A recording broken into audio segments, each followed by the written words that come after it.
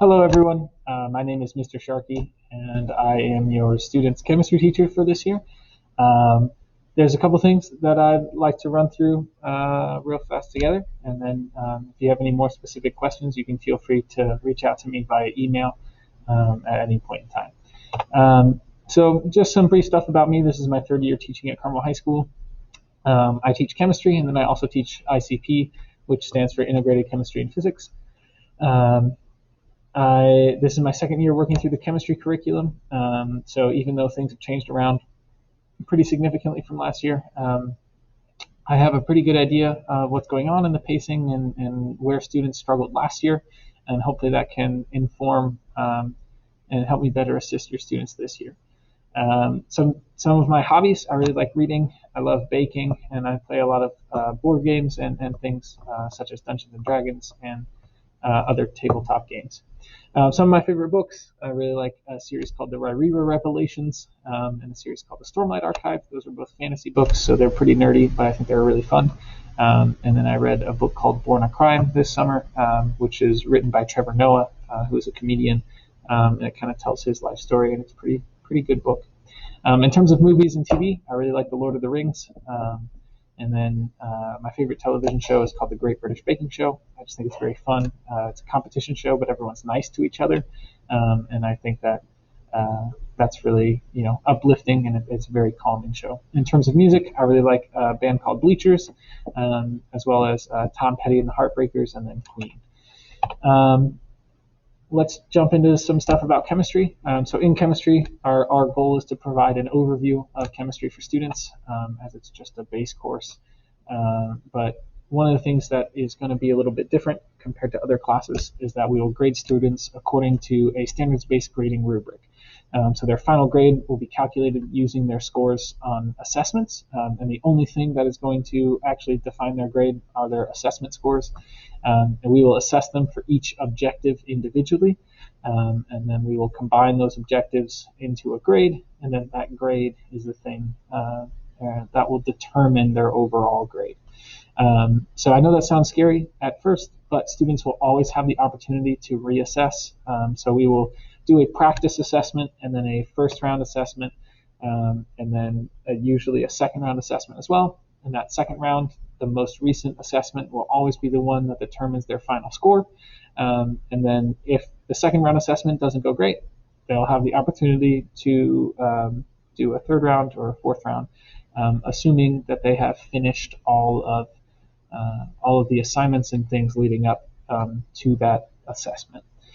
So they might have to do a little bit of extra practice before they're ready to take it, but that opportunity will always be there.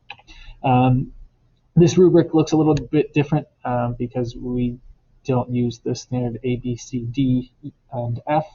So instead, we use E, M, R, L, and N. So an E means that they have complete understanding, they've done everything we've asked. An M means it's pretty good, but there might be some flaws.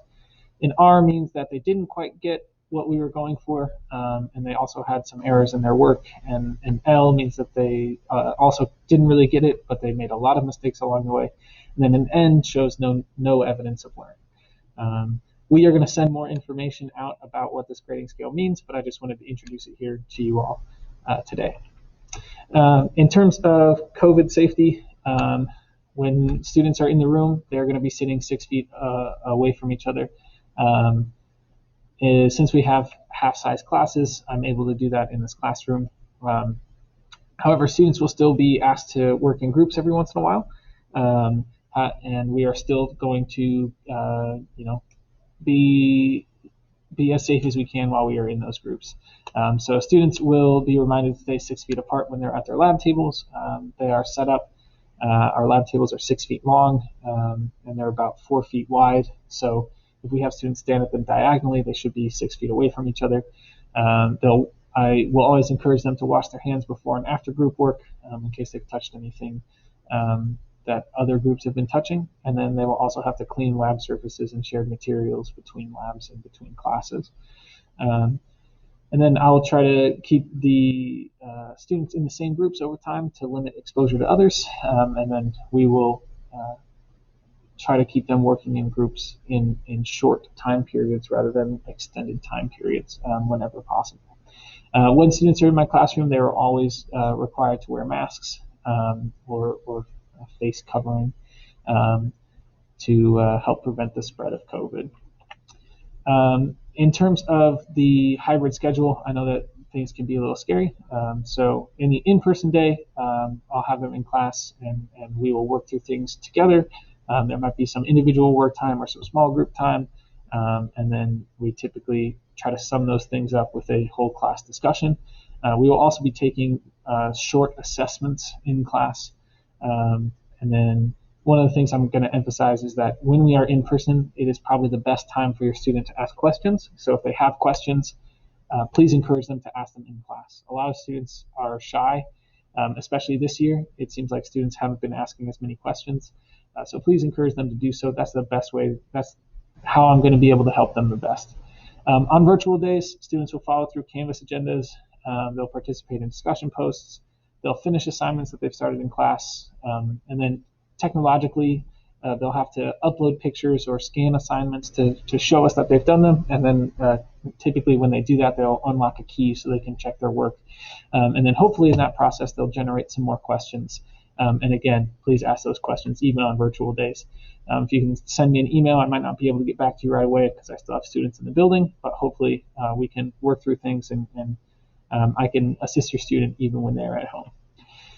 The last thing I wanted to talk about today was our Canvas setup, because students will have to keep track of Canvas when they're on virtual days or if they are absent or quarantined.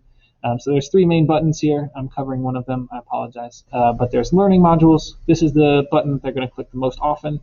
When they click on it, they'll see agendas for each day. And if they click on the most recent agenda, it will tell them what they need to be doing on the in-person and on the virtual day. The class resources link will bring them to another module where they can click on the Unit 1 materials, and it will give them digital versions of all of their packets. We don't have a textbook. Instead, we're kind of like doing a build-your-own textbook. So they'll have notes, labs, problem sets, and then this thing called the 3 levels chart, and they'll have those for each unit, so they can always pull up the online versions under the class resource tab.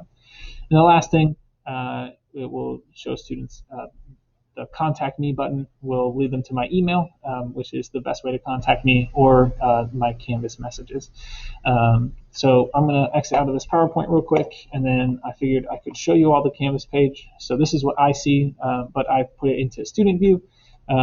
So the main thing that I think students might have questions about is, how do I know what to do on a virtual day? If they click on the learning modules, then you'll see the first thing that comes up are the agendas.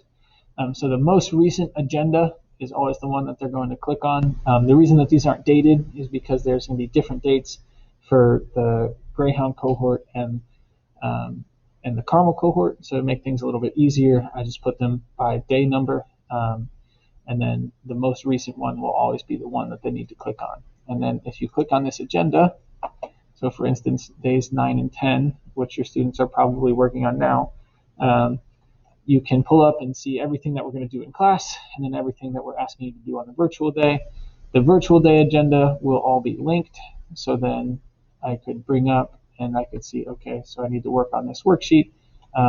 If I don't have a physical copy, I will try to link a digital copy wherever I can. And then to submit this assignment, students would have to take a picture of their work, submit it, and then they'll unlock the key. And if they press next, after submitting this assignment, the key will be unlocked.